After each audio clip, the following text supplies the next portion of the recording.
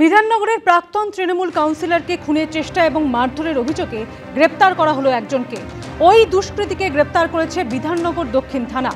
বাড়ির সামনের ওয়ার্ড কার্যালয়ে আক্রান্ত হয়েছিলেন প্রাক্তন তৃণমূল কাউন্সিলর নির্মল দত্ত। সিসি ক্যামেরার ফুটেজ খতিয়ে দেখে অভিযুক্তকে গ্রেপ্তার করেছে পুলিশ। অভিযোগ, গত সোমবার নির্মল দত্তকে গুলি করে খুনের চেষ্টা করে এক দুষ্কৃতী। আগ্নেয়াস্ত্র থেকে গুলি না বেরোনোয় বরাতজোরে রক্ষা পান তিনি। ধস্তাধস্তিতে বন্দুকের বাঁট দিয়ে প্রাক্তন তৃণমূল কাউন্সিলরকে আঘাত করেছিল ওই দুষ্কৃতী। এসএসকেএম এ নাবালিকাকে যৌন নিগ্রহের অভিযোগ। রাতে হাসপাতালে পুলিশ কমিশনার। এসএসকেএম হাসপাতালের ট্রমা কেয়ারে গেলেন সিপি মনোজ বর্মা। নিরাপত্তা ব্যবস্থা খতিয়ে দেখলেন সিপি। খবর হাসপাতাল সূত্রে। এই ট্রমা কেয়ারের শৌচাগারেই নাবালিকাকে যৌন হেনস্থার অভিযোগ উঠেছে। অভিযুক্ত অমিত পল্লীকে ইতিমধ্যেই গ্রেপ্তার করেছে ভবানীপুর থানার পুলিশ।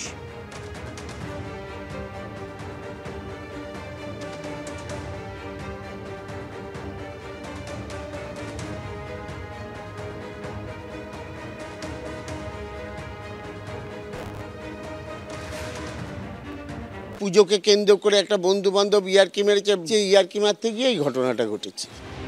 গায়ে পেট্রোল ঢেলে পুড়িয়ে মারার চেষ্টার মতো মারাত্মক অভিযোগ। আগুনে পোড়ার যন্ত্রণায় ছটফট করতে করতে হাসপাতালে মৃত্যুর সঙ্গে পাঞ্জা লড়ছেন দগ্ধ ব্যক্তি। আর তারপরও তৃণমূল কাউন্সিলর কিনা বলছেন এটা হয়েছে রসিকতার ছলে। এটা রসিকতার কোনো জিনিসই নয়। ও যা করেছে এটা পুরো মারার একদম চেষ্টা।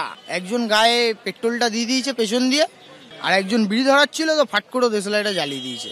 হাড় হিম করা এই ঘটনা ঘটেছে দমদমের বেদিয়াপাড়ায়। ঠিক যে ঘটনাস্থলে আমরা দাঁড়িয়ে রয়েছি, এখানে আজকে ভোর 5টার সময় এলাকারই একটি পুজোর ভাসান দিয়ে বা নিরঞ্জন দিয়ে তিনি বাড়িতে ফিরেছিলেন। কিছু যুবক তারা আরো একটি ভাসান থেকে যখন ফিরছিলেন, তখন ঠিক এই সময় এই জায়গাটাতে তাদের স্কুটি থেকে পেট্রোল বার করে সেই ব্যক্তির গায়ে তারা ছিটিয়ে দেন, ব্যাক সাইড অর্থাৎ পিঠের দিকের অংশে ছিটিয়ে দেন এবং তারপরে তাকে আগুন জ্বালিয়ে দেওয়া হয়।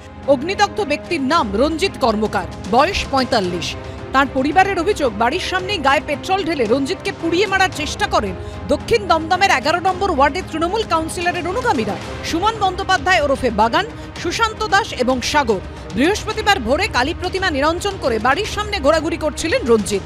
তার পরিবারের দাবি, সেই সময় পাশের পাড়ার প্রতিমা নিরঞ্জন করে স্কুটারে করে আসেন সুমন, সুশান্ত ও সাগর। তিনজনই মত্ত ছিলেন। অভিযোগ, রঞ্জিতকে দেখতে পেয়ে স্কুটার থেকে তেল বের করে গায়ে ছিটিয়ে দেন একজন, আর একজন আগুন ধরিয়ে দেন। সুশান্ত, বাগান, সাগর এরা সব আমাদেরই পাড়ার সব দাদারই লোক আছে। টেমসি আমাদের বুবলাইদারই লোক। ওই হিসাবে কি বলবো, বুবলাইদাটা কে? আমাদের পাড়ার কাউন্সিলর আছে। আমার মতন ধরেন আরো অনেক ছেলে আছে, তো ওরা খুব পুষে আছে, তো ডাইরেক্ট ওদের কিছু বলতে হয় না, কারণ এখন ওদের মার্কেটে পাওয়ার আছে। মেন কথা, একটা মানুষের গায়ে পেট্রোল ছিটিয়ে আগুন জ্বালিয়ে দেওয়ার অভিযোগ। আর তৃণমূল কাউন্সিলর বলছেন এটা নাকি হয়েছে ইয়ার্কি মারতে গিয়ে। ভোর 4:30টার সময় কি হতে পারে, কি হতে পারে? ইয়ং ছেলেরা কালী পুজো করেছে, তারপর এসেছে একে ঠালা দিয়েছে, ইয়ার্কি মারতে গিয়ে এই ঘটনাটা ঘটেছে। যদি পুলিশ দেখে যারা ওরা ইচ্ছাকৃতভাবে করেছে, পুলিশ যেমন নিজের প্রশাসন, আমাদের প্রশাসনের কাছে পূর্ণ আস্থা আছে, তারা সঠিকভাবে তদন্ত করবে। এখানে পেট্রোল ঢেলে পুড়িয়ে মারার চেষ্টার পরেও কাউন্সিলর সেটাকে হালকা করার জন্য বলছে এটা সাধারণ ঘটনা। আমার পরিচিত, আপনার পরিচিত বলে পেট্রোল ঢেলে পুড়িয়ে মারবেন? অতএব এই জাতীয় কাউন্সিলরদেরই গ্রেপ্তার করা উচিত।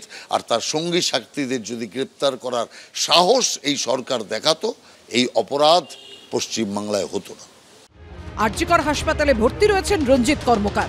হাসপাতাল সূত্রে খবর, শরীরের পেছনে 30% পড়ে গিয়েছে।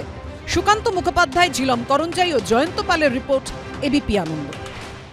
এরা সব রাত্রে, অনেক রাত্রে ঠাকুর পোড়া ভাসাতে গেছে, ভাসিয়ে এসেছে, এখান দিয়ে যাচ্ছে আর বলছে কি যে ওর আমি নোংরা ভাষা দিয়ে বলছে ওর আমি ভেঙে দেবো সব। আমি আমার গেটটা খুলে বেরিয়েছি, আমার জামাই তো কাঁদতেছে। আমি ভাবছি কি হাতাহাতি এমনি মতলব খেয়ে থাকলে হাতাহাতি এমনি হতেই পারে, ওই সব হয়েছে বোধহয়। আর আমার জামাই যে এইখান দিয়ে এই পর্যন্ত পুড়িয়ে দিয়েছে সেটা তো আমরা দেখিনি, সামনে হলে তো বুঝতে পারবো, পিছনে। আর প্যান পরে আছে, কাঁপছে তো ছেলে। আমার জামাই হসপিটালে রয়েছে ভর্তি। পুরো এইখান থেকে এই পর্যন্ত ঝলসে গেছে, পুড়িয়ে দিয়েছে পেট্রোল ঢেলে।